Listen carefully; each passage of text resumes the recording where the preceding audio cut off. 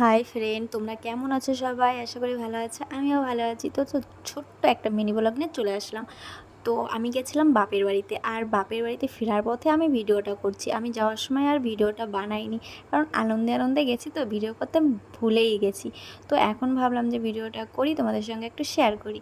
তো এইখানে দেখো, আমরা বাড়ির পথে যাওয়ার সময়, ফেরার সময়, বাড়ি থেকে ফেরার সময় আমরা রাস্তায় দাঁড়িয়ে পড়েছি, কারণ এখানে গাগনাপুরে পড়ে গেছে গেট, আর ট্রেন পাস হচ্ছে, সেটাই তো তোমরা দেখতে পাচ্ছ, আর আমরা এখানে দাঁড়িয়ে আছি।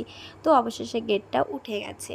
তো আমরা এখন আবার চলে যাচ্ছি বাড়ির পথে। আর দেখো, এত সকালে বেরিয়েছি, ভাইরা কিন্তু এখনও ঘুম থেকে ওঠেনি, তার আগেই আমরা বেরিয়ে পড়েছি।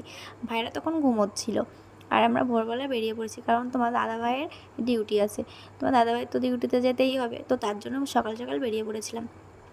আর এইখানে দেখো, সবাই বাজারে সবজি নিয়ে বসেও পড়েছে, কেউ কেউ ভ্যানে করে নিয়েও চলে এসেছে। আর আজকে এই গাগনাপুরে হয়তো বাজার মনে হচ্ছে, যেটা হচ্ছে হাটবার।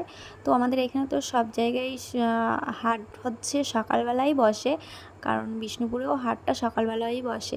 এইখানে বিষ্ণুপুর বলো, ছিলিন্দা বলো, চাকদা বলো, সব হচ্ছে সকালবেলাই হাটটা বসে। তো আর বিকেলবেলা কিন্তু সব কিছুই পাওয়া যায়, কিন্তু সেটা টাটকা না, সকালবেলায় টাটকাটা পাওয়া যায়।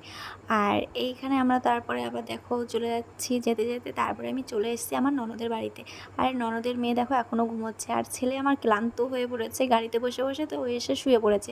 আর এই দেখো আমাদের পুচকুমা, পুচকুমাকে একটু দেখতে চলে এসেছি, তার কারণ রাস্তা দিয়েই যাচ্ছিলাম।